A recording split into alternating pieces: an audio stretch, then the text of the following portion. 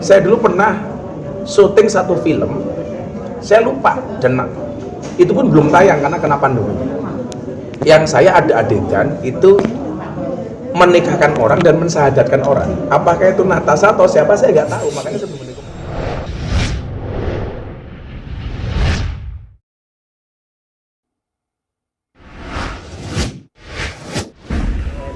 Ceramah OST tentang KDRT itu gimana sih, Ya, Gus? kan saya sudah memberikan penjelasan soal itu, saya sudah ngomong dan sudah komentar bahkan dengan hadis dan ayat yang berkaitan dengan kekerasan di dalam rumah tangga. Nabi Muhammad SAW tidak pernah sekalipun memukul wanita, baik khadiman imro'atan wala khadiman, baik istrinya maupun pembantunya. Tapi memang dalam tafsir Al-Qurtubi ada pukulan yang tidak melukai dengan menggunakan apa? Dengan menggunakan siwak atau sejenisnya. Dan Anda tahu potongan siwak itu cuma segini. Artinya kalau pukulan itu kemudian dilakukan oleh suami kepada istri, itu hanya sebagai edukasi, bukan niat untuk menyakiti, apalagi kemudian memukul istri dengan babak belur. Maka saya katakan, tanda cinta seorang laki-laki kepada istri itu adalah salah satunya dengan tidak melukai pasangannya.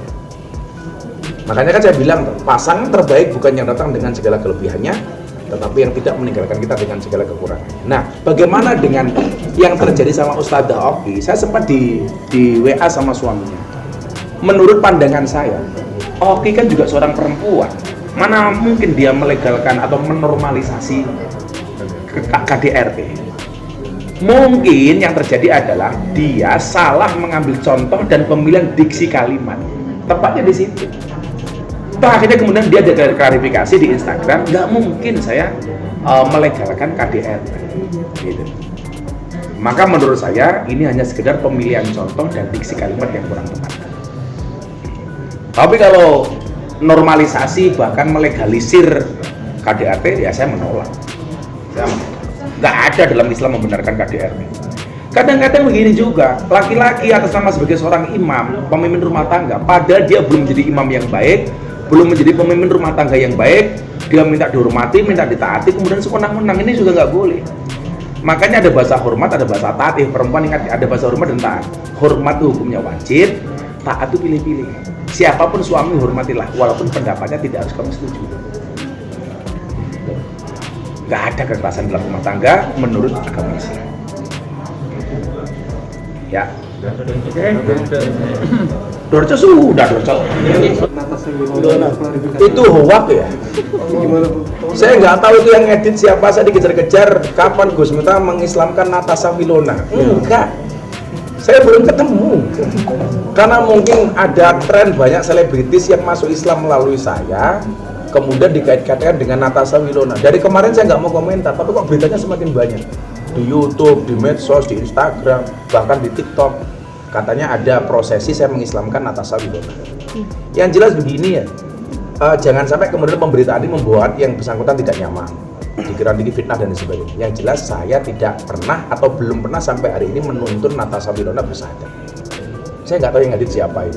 Tadi udah ada komunikasi sama komunikasi Belum, ini kemarin baru mau mencoba komunikasi karena saya masih sibuk. Saya nggak mau jadi fitnah saja sih. Kita komunikasikan supaya tidak ada miskomunikasi. Tapi merasa terganggu sih, Gus, dengan ada berita hoax. Saya itu justru terganggunya adalah seolah-olah saya orang non Islam kalau ketemu Gus Miftah mesti mualaf, itu bahaya loh itu. Jadi kalau ketemu Miftah jadi mualaf, enggak itu.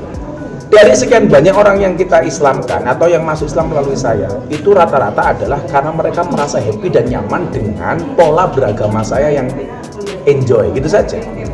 Enjoy, kayak dulu sahabat kita si DJ Keti, kenapa yuk sama Gus, ya kita nyaman aja lihat Gus Miftah beragama. Mas Dedi, kalau Mas Dedi itu alasannya jelas, karena dia pengen masuk Islam melalui pintu yang ramah, bukan pintu yang suka marah-marah. Kalau yang lainnya ya alasannya rata itu, karena Islam Anda relax, happy, enjoy dan menyenangkan. Ya sudah. Tapi kalau dengan Mbak Natasha belum. Apakah Gus Miftah mendoakan? Ya kita mendoakan orang mendapat hidayah kan boleh-boleh saja. Yang nggak boleh itu adalah memaksakan beragama, karena la ikraha fiddin, tidak ada paksaan dalam beragama. Tapi sejauh ini sudah pernah ketemu Natasha? Saya lupa. Kan itu kan video. Saya khawatir, jangan-jangan saya dulu pernah satu scan atau pernah syuting bareng, itu saya ingat-ingat. Ya kan circle kita banyak itu. Saya dulu pernah syuting satu film, saya lupa dan itu pun belum tayang karena kena pandemi.